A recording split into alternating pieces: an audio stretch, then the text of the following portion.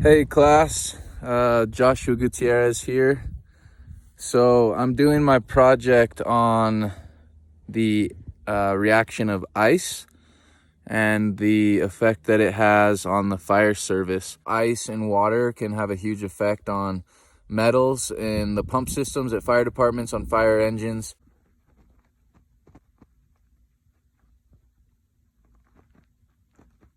Being in California, we don't typically think about that or have to worry about pipes freezing and breaking or hose lines freezing completely into cylinders of ice. Like in Chicago, when it's below freezing temperatures and a building catches fire, if they shut the hose down and stop the flow of water going through the hose, then the whole hose will freeze. Flowing water does not freeze.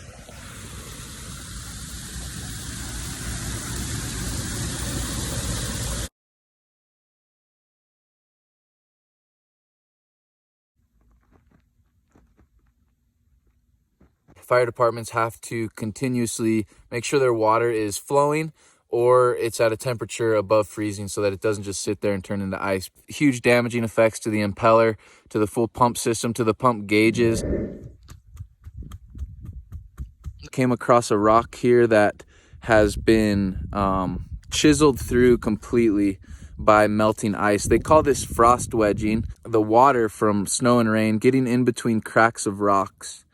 And when it gets cold enough, that water will freeze. When it freezes, it expands, which makes the crack in the rock bigger. As the melting happens, the water seeps down deeper into the crack. It'll freeze and the crack will continuously get bigger.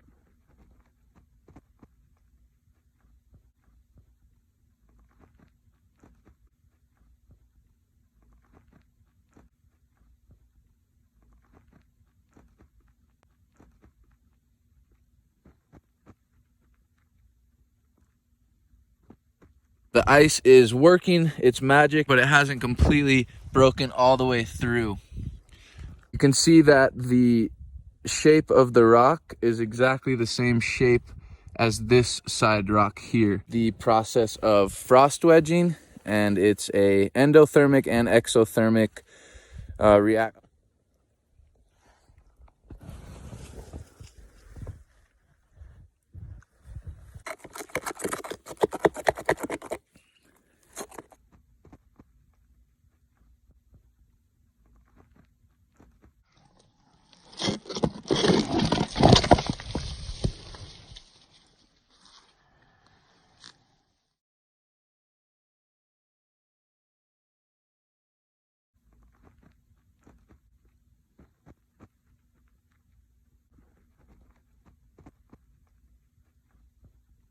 Another thing that really causes effect would be iron oxide from water being left over in tanks that haven't been fully emptied. So fire departments have to be really careful that they're not only emptying the tank out, but emptying it completely. Another thing they have to worry about is the ice that's on the ground.